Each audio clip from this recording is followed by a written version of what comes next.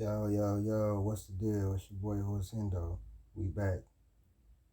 This is a suggestion by one of my subscribers, Amari Hampar. I'm sorry if I'm saying your name wrong. Amari Hamparian. He suggested this on the other Larry Bird video, so I'm gonna keep doing Larry Bird content. It seems that y'all like it. The views are growing. I appreciate y'all. So let's get it in. This is Larry Bird 75 Stories. Larry Bird had an innate knowledge of what it took to win, and he could dominate a game by scoring, rebounding, or passing. Named MVP 3 straight years, Larry Legend led the Boston. That's facts because before I looked up his passing highlights, I didn't know he was like that passing. I really didn't. Like his hustle and when his court vision and everything like that, I didn't know he was like that, which really inspired me to do more content. And I didn't know that the videos would get that many views and everything like that. So Celtics to 5 NBA Finals in the 1980s, winning 3 championships. Everything's starting to fall into place. I hope you all realize this. We got Larry, 1 or 2 little moves, and we're ready to go.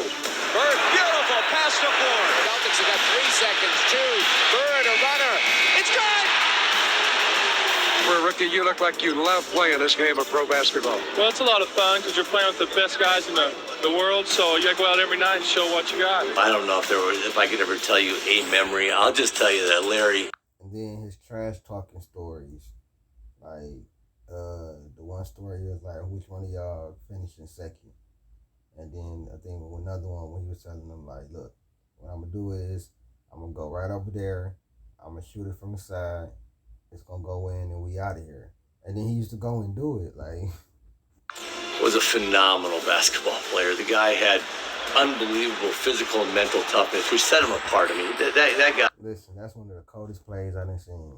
I tell you a memory. I'll just tell you that Larry was a phenomenal basketball player. The guy had unbelievable physical and mental toughness, which set him apart. I mean, to shoot a 3, go then run up. The ball goes behind the backboard. You take it from behind the backboard and still make it. That guy just would play through pain. Bird is hurt. Bird is down, and he's hurt. And here comes Larry Bird, making his return from an apparent fracture of the right cheek. And here comes. Breaking into words. How many words? I know. Helmet catch. Stop guessing that, please. I thought it was a helmet catch. Nothing bothered him. Unbelievable competitor, great hands, great vision, great feel for the game, and just, could go out every single night and just play at an unbelievably high level. Didn't have to shoot the ball really well to have a good game because he did so many different things. Larry broke into the league, Rookie of the Year, had a strong first year, so I knew that other team. He had the privilege of having some great teammates too, bro. That must be such a motherfucking thing to behold coming into the league and having really good teammates, no drama and something like that, and coming into a winning organization. Even though I know that before he got there, they was losing, and he was automatically the difference, There was someone that was franchise-changing type talent. This guy, I think he was born to play basketball. Seeing him come in and making the adjustment early, taking a team that had won 20 games the year before, and, the next year, they're 40 plus. See what I'm saying? So don't get me wrong, I know that they was terrible before he got there. And the next year, they're 60 plus. When Bird was at Indiana State, and the first time we really got a chance to see him play on television, Indiana State played Bradley, and then, fast forward, then they played DePaul, and Mark Aguirre, Terry Cummings, Teddy Grubbs on that team, and Larry Bird just, he does this thing, and then, of course, they went on and they played Magic at Michigan State. But Bird was again. That's how you know Magic and Bird was so they was like joined at the hip. They faced each other in the championship. Then went on to the NBA and ran a whole decade together. That's gotta be like just fate. Like that's once in a lifetime, bro. It's kind of like Curry and LeBron. They both was born in the same hospital in Akron, Ohio. LeBron watched Curry at Davidson. You feel what I'm saying? And then he come in the league and they're rivals and they run a whole decade together. You know, one of the greatest shooters, champions, competitors to ever play in our game. You now join Bill Russell and Wilt Chamberlain as the only players in the 40-year history of the NBA to win the league's MVP award 3 years in a row. I'm really proud to receive this award for the third time, but I really... You had to be dominating, bro. Like back to back is one thing, but to win that shit 3 straight times in a row without any voter fatigue or anything, Jordan didn't even do that. But see, you know what I'm saying? For him to actually win it, that's crazy. We probably won't ever see somebody win MVP 3 times in a row. Like, Nikola Jokic is not getting it this year. Like, you feel what I'm saying? Like, I don't think we ever gonna see a 3 consecutive MVP winner. I don't feel that my career is over. I think I can win it some more. Nobody worked as hard as Larry. He was the first guy there. He was the last guy to leave. He wore that body out with the jumpers and the running and the movement and the concentration and the focus and the discipline and the sacrifice. He had it all. He wanted the light on him. He wanted the focus, and he wanted that ball. And if it ever got to the point where Casey Jones, a coach who we just loved and would do anything for, if Casey would ever call somebody else's play, Larry would just say, no, I'm shooting this ball, and he would. 2 seconds on the shot clock. Killer. That's what you call killer instinct, killer mentality, bro. And I ain't saying nothing wrong with playing the right way or anything like that, but I just like those guys that wear it on their chin. Y'all gonna lose with me, y'all gonna win with me. Nah, fuck that. I'm shooting this. Don't get me wrong, I ain't saying you get triple teamed and everything, still take it. You still take the shot or don't pass it to your man that's opening a good play like Mike did to Paxson or, you know what I'm saying, shit like that. Or, you know what I'm saying, LeBron did to Kyle Korver. He just didn't hit the shot. I ain't saying that. I'm just saying when your team needs you in that, don't be indecisive, bro. You got to step up. I love those dudes that step up and like, look, whether I miss it or make it, I'm going to take this shot. Bird wants a 3 out of it. He gets it. Is Larry Bird satisfied now at this point in his career? As of right now, I am. I know I got a lot of work to do this summer, but one thing we did this year is play hard. I get a charge when I tell somebody on the opposing team that I'm going to hit the last second shot and then do it. That's what it's all about. Larry's open. Wants 3. Yeah! Remember the Portland game? I think it was Super Bowl Sunday. We were playing the Portland Trailblazers. He had like 52 points or something like that. We were down 3, and he's a remarkable, crazy 3-point shot. He was leaning, and I was like, there's no way he's going to hit the shot. DJ again to make the inbound pass. The double team and Bird. Larry, fake, fall away. Hits it! Oh! That's a hell of a shot. And I was like, there's no way he's going to hit the shot. DJ again to make the inbound pass. The double team and Bird. Larry, fake, fall away. Hits it! All right! He's leaning, falling, gets the 3-point. I'm like, this guy's amazing. One thing I do remember now, this is practice, is I'm making a backdoor cut, and Larry actually spun the ball. Like, I had never dreamed of spinning the ball. He back spun the ball, bounced out in front of me. I about pulled a hamstring because I thought the damn ball was going out of bounds. It popped back up and it hit me in my hands. He just said, you get open, I'll hit you. And I went like, okay then.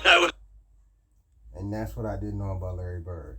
Larry Bird was an underrated passer, bro. I've been watching tons and tons of highlights of him just passing the ball. And I don't think, you know what I'm saying, as far as small forwards, I don't think LeBron is too much of a better passer than him. I think it might be tied, honestly. Like, from what I've seen, like, Larry was just as good of a passer. Like, Larry Bird was phenomenal, bro. That I do remember, because I remember thinking, I'm going to try that spin pass. I tried it once and said, I'm not doing that ever again. I get threw it out of bounds. Off of the ball. Back to Larry Bird to McHale. What a pass. What a pass. McHale was open on that left side. I didn't think Bird saw him. He did. He'll take it to the hoop. You can bet. He's going to try to draw a foul. It's blocked. And Seasting hit it off of a Detroit player. No, it is. Here's a disparity in the call. They're going to give the ball to Detroit. It's the one. This is the play. Bird stole the ball. And now there's a steal by Bird. Underneath the DJ, lays it in.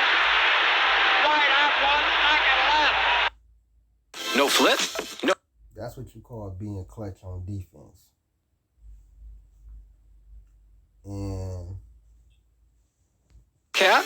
No mess. Just grab and squeeze. Try Dawn Easy Squeeze.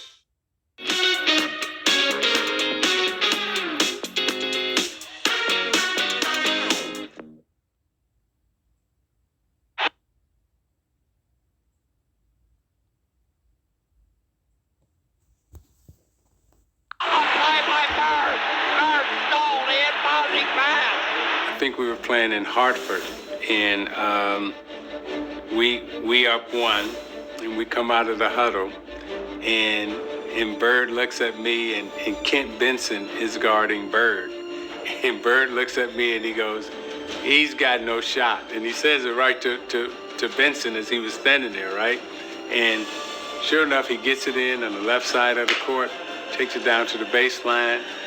All right, here's Dennis. Gets it into Bird. Larry, a runner. Got it! Ball game's over. imagine a nigga telling you that. Imagine a nigga telling you this. Hold on. Left side of the court, takes it down to the baseline. All right, here's Dennis. Gets it into... And Bird looks at me, and Kent Benson is guarding Bird. And Bird looks at me and he goes, he's got no shot. And he says... He tell you that your teammate ain't got no shot in stopping him. And then go and do this. Right to Benson as he was standing there, right?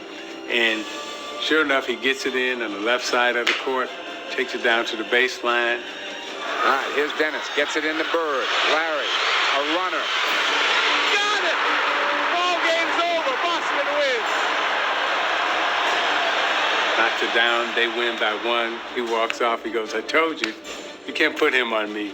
He said, you better get somebody else who can guard me. Back it up on Reed. Off balance shot, but he... That's some shit to say, for real. Anyway, 14 championships for the Boston Celtics. Bird turnaround hits.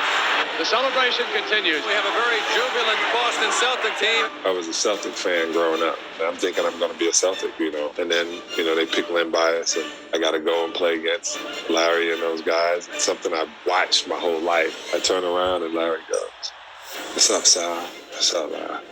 He goes, you made it. Yeah, man. He goes, y'all not double teaming?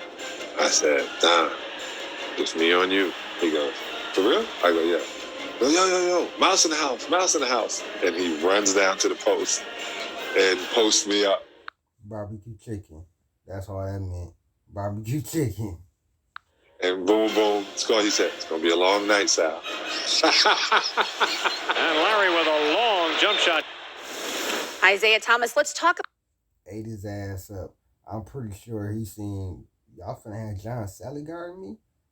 Barbecue chicken all day. Of Larry the Legend. Uh-oh. The resume is long, Yeah. but he's really known for two things mostly, shooting and talking trash on the court. Yeah. Which one bothered you the most? His shooting. I mean, his shot was just so, like, perfect, you know, and not only was it perfect, you know, my mother-in-law nicknamed his jump shots. His jumper, the way he was able to pull it back and shoot that motherfucker, like, he's pulling, it looked like he pulling it from here, but he, like, above his head. And he already was 6'9", 6'10", and pulling it up from here and splackow. Silent death. Because when he shot it, the ball just like rolled in the air, and it was almost like it was playing a song, the way it was like just moving in the air, and then it would just swish through. I mean, his shot was just so, and he was just, you know, as a competitor, I mean, he was a killer. I mean, just a straight killer. And, you know, again, you've heard me mention and talk about the Celtics a lot. They taught us a lot of great lessons. You know, he definitely talked a lot of trash, but at the same time, he was backing it up. And during that period of time, you know, all of us. And that's how you do it. Talk shit and then you back it up. Can't talk shit and then not back it up. That's why people like Larry that's why he top 10.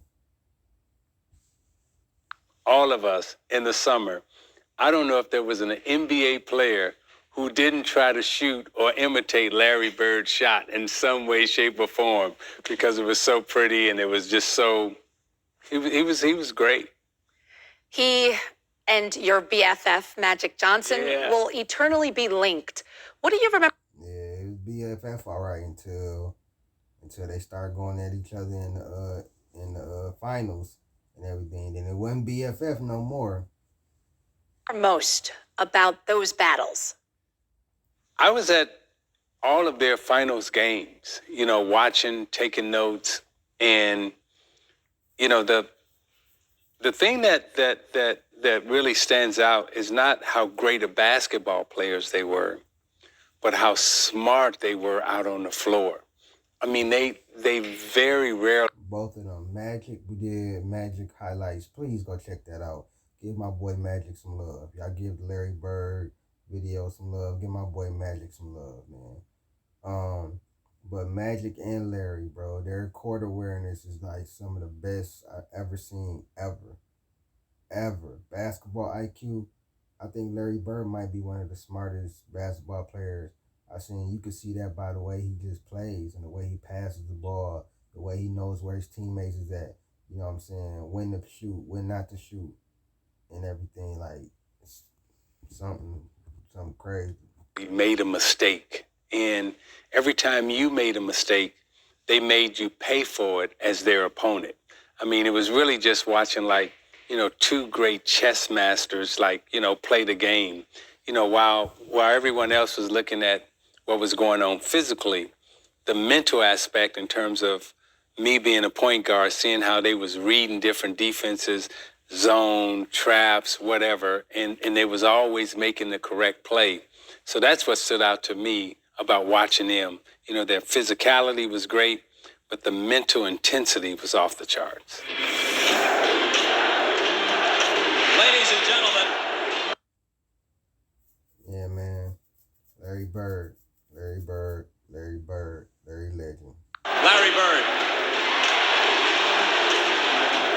Been a better player each step I took. I was able to do a little bit more than the other guys. I had a green light. I can make plays, but I always knew early on, especially when I was a junior, senior high school, that probably the outcome of the game was going to depend on me. So you always had to have a competitive edge. You always had to do more than talking that shit to Kareem. Other guys, not only on the game time, but especially in the practice. Do a little bit more after practice, a little bit more before practice. To the greatest basketball player ever, but more important, a friend forever. He just flicking, just that flick of it, like, it's crazy that it's probably tape out here, but I never seen nobody in one of these highlights, like, you know what I'm saying, or shit. I want to see somebody like actually block that shit, because if you see how he really shooting the ball, he coming up from here and just raising it. But yeah, man, this was Larry Bird, man, 75 stories, top 75, you know what I'm saying, telling us about him and his career and everything. Let me know who y'all want me to do next. This been Who It's Endo, man, and I'm out.